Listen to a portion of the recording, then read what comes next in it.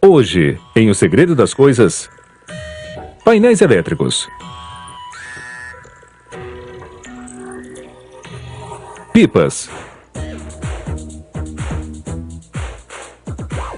armações de óculos e escovas de dentes.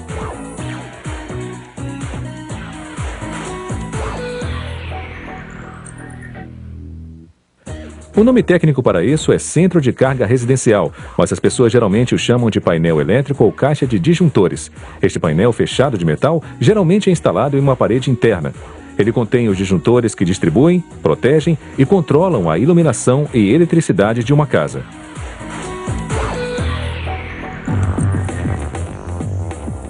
Este centro de carga consiste de até 40 circuitos. Cada um tem um ou dois disjuntores. Cada disjuntor fornece eletricidade para várias tomadas na casa. Primeiro, uma prensa poderosa formata uma folha de aço no que é chamado de canal em U. Com quase 90 centímetros de comprimento, 45 centímetros de largura e 10 centímetros de profundidade, ela faz parte do que é chamado de caixa, o gabinete principal do centro de carga. Um funcionário então fixa componentes de aço feitos anteriormente chamados de extremidades da caixa. Uma máquina de solda por ponto os funde para fechar as duas extremidades da caixa. Os funcionários introduzem uma tira de alumínio que tem 100 centímetros de comprimento e 15 centímetros de largura em uma prensa de estampar. A prensa corta a tira em segmentos de 50 centímetros de comprimento chamados barramentos. Ela dobra cada barramento 10 vezes, criando segmentos de 5 centímetros chamados de trilhos. Os disjuntores mais tarde serão encaixados nesses trilhos. Em seguida, um funcionário insere cada barramento em um componente de plástico chamado de base da caixa. A base da caixa isola o barramento. Isso evita que sejamos eletrocutados. Outra prensa, então, insere uma fita de plástico prendendo o barramento à base da caixa. Um funcionário instala dois componentes chamados de barras neutras na base da caixa. As barras neutras conduzem a eletricidade entre o circuito e a tomada. A seguir, vem o disjuntor central. Sua capacidade máxima é de 200 amperes.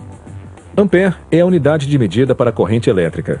Se a demanda exceder a capacidade máxima, ele vai desarmar, significando que vai desligar toda a eletricidade na casa. O funcionário certifica-se de que ele esteja apertado o suficiente para que as vibrações causadas pelo trânsito na rua não o soltem. E também inclui etiquetas para marcar as vias dos disjuntores e um envelope com parafusos de instalação. A seguir, o funcionário coloca o conjunto da base dentro da caixa e fixa a barra neutra com uma tira de ligação de cobre para aterrá-lo e evitar a eletrocução. Ele acrescenta outro componente, uma de duas barras de aterramento. Eles aterram cada circuito. Os disjuntores simplesmente encaixam nos trilhos para torná-los fáceis de remover e substituir se necessário. Dentro do disjuntor, vários componentes interagem para permitir o fluxo de eletricidade. Um é o terminal de carga, o ponto de entrada para a corrente elétrica. Uma máquina circular chamada robô A a monta junto com outras peças do disjuntor ao longo de suas 16 estações de trabalho. Outro componente do disjuntor é a lâmina bimetálica. É uma liga de dois metais e um ímã. Ela desarma o disjuntor quando há uma sobrecarga ou curto-circuito. A seguir, o robô A solda uma tira de prata que é condutora ao que é chamado de braço de contato. O robô A então posiciona o braço para soldagem com segmentos de fio de cobre trançado de 5 centímetros. Usam o cobre porque ele é condutor e também flexível. O robô funde o fio de cobre ao braço de contato na lâmina bimetálica. O fio vai flexionar com o braço para tocar no que é chamado de terminal de linha. Este contato permite a passagem da corrente elétrica. Então, o robô A deposita as peças soldadas nas carcaças do disjuntor chamadas de bases. Esta linha de produção automatizada funciona 24 horas por dia, 5 dias por semana e produz um disjuntor a cada 3 segundos.